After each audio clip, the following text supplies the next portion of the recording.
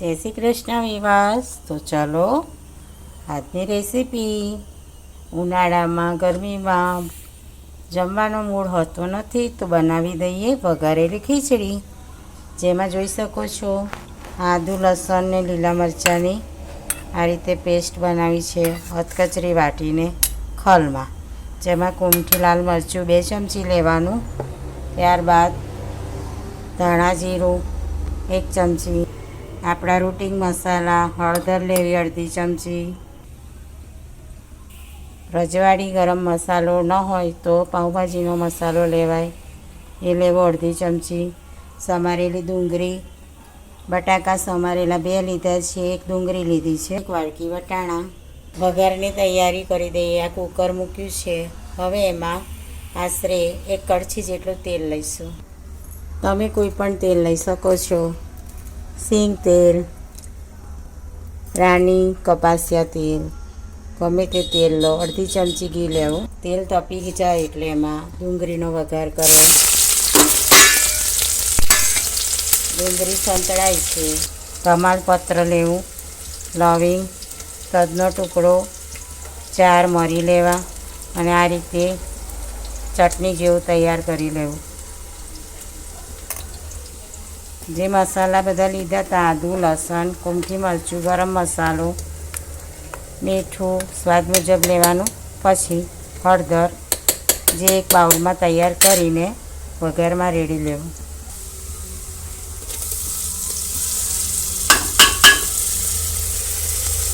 રેડ્યા બાદ સંતળાવા દેવું. કલર એનો ચેન્જ થાયને તરી ઉપર આવે આ રીતે હલાવતા રહેવું. ધીમો તાપ કરવો ગેસનો. જોઈ શકો છો કે કલર ચેન્જ થાય અને આજુબાજુ સાંકળવાનો અવાજ આવે અને દેખાવ સરસ લાગે. સ્વાદ મુજબ મીઠું લેવું.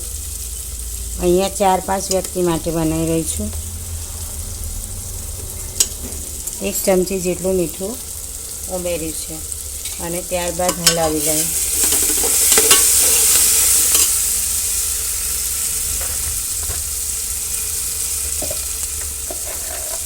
સિંગદાણા ઉમેરવા. વઘારેલી ખીચડી તો એટલી ફાઇન બનશે કે ખાતા જ રહી જશે. ધોઈને લીધેલા બટાકા ઉમેરવા. ધોઈને લીધેલા વટાણા ઉમેરવા. જોઈ શકો છો કે બધું સરસ એકબીજા સાથે એડજસ્ટ થઈ ગયું છે. કલર તો જુઓ, જોઈને જ મન થઈ જશે કે વઘારેલી ખીચડી ક્યારે બને ને ક્યારે ખાઈએ. તો હવે મેઇન વસ્તુ તો રહી, તે છે દાળ અને ચોખા, જે ધોઈને લીધા છે એ ઉમેરતા જવું. ધીમે ધીમે ઉમેરવા, જેથી વરાળ દાઝે નહીં. હવે પાણી લઈ લઈશું. ચટણી વધી હતી એનું જ પાણી બનાવીને લઈ લીધું.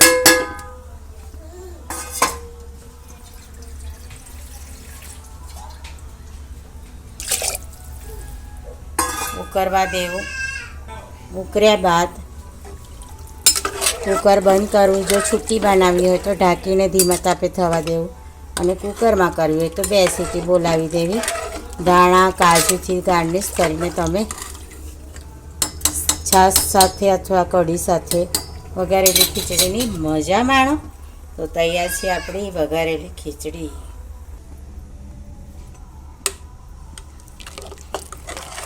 વાવ! હવે 2 સીટીની રાહ જુઓ અને માણો મજા વઘારેલી ખીચડીની.